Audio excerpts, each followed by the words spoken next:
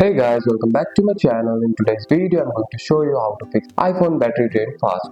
First, let's check which app are using the most battery. Open the setting, tap on battery. Here you will see which apps are draining your battery. If any app uses too much power, try closing it or reinstalling it. Next, lower your brightness screen.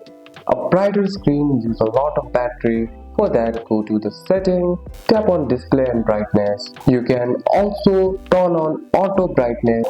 Another important step is to turn off background app refresh. For that, go back to the setting, tap on general, then background app refresh and turn it off or set it to Wi-Fi only. Also turn off Bluetooth and Wi-Fi when you are not using them. This feature drains battery in background. And make sure your iPhone is updated to the latest iOS version.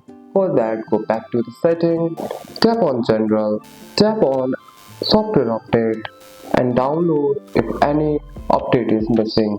And that's it. That's all today's video guys. If you found this video helpful, drop a like and subscribe for more videos. Thanks for watching. See you in the next one.